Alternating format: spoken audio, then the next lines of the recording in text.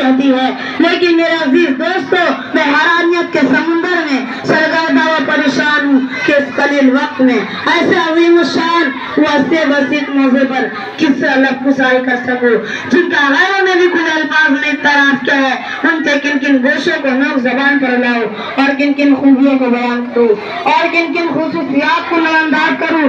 اس کے نبی سے سرشار مولانا قاسم نانوتوی رحمۃ اللہ علیہ کے سفر حج کی منزل تشریف کراؤں یا روضہ طاہر پر حسین احمد مدنی رحمۃ اللہ علیہ کی درس حدیث دکھاؤ۔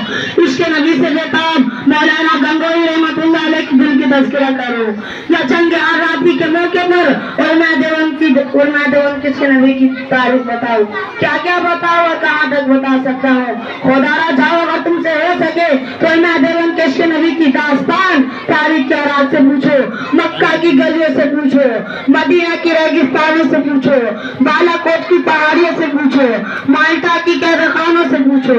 یہ سب تم علماء دیوبند کے عشق نبی کی نغمے سنائیں گے، جنہوں نے عشق نبی کے خاطر اپنے جان آخری کے حوالے کر دی۔ حق تو یہ ہے کہ اگر سرزمین دیوبند کی شکل میں انسان خدا نہ ہوتا تو عشق نبی کا طریقہ معلوم نہ ہوتا، محبت کا وجود نہ ہوتا۔ اگر علماء دیوبند نہ ہوتے تو ہمیں نبی سے پیار کرنا نہ آتا، اگر علماء دیوبند نہ ہوتے تو ہمیں عشق نبی کا طریقہ نہ معلوم ہوتا، نبی سے چننا نہ ہوتا۔ میرے دوستو، حضرت قاسم نانوتوی رحمۃ اللہ علیہ کے ہستی سے کون نوافق ہے؟ انہیں کون نہیں جانتا جو علماء دیوبند کے سب سے بڑے لیڈر، سب سے بڑے قائد اور سب سے بڑے رہنما ہیں، جو بیت اللہ حج کرنے جاتے ہیں، مدینہ کے قریب پہنچتے ہیں، عشق نبی سے سرشار مولانا قاسم نانوتوی رحمۃ اللہ علیہ مدینہ سے 7 مہینے پہلے ہی اپنا جوتا اتار لیتے ہیں۔ کسی نے کہا حضرت پتھریلی زمین ہے، پیروں میں لگیں گے تو پیروں میں زخم آ جائیں گے۔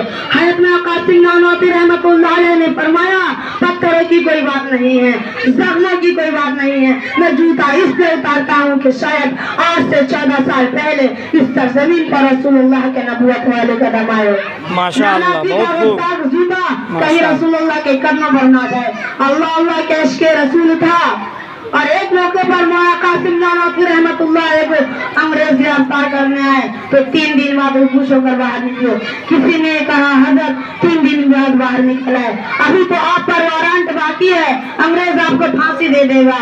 تو حضرت قاسم نانوتوی رحمۃ اللہ علیہ نے عجیب بات بیان فرمایا کہ میں گرفتار کے خوف سے نہیں چھپاتا، مجھے جان کا کوئی پرواہ نہیں، مجھے جان کا کوئی خطرہ نہیں اور اس کا کوئی غم نہیں کہ انگریز پکڑ لے یا پھانسی دے دے، میں اب ہرگز محفوظ نہیں ہو سکتا۔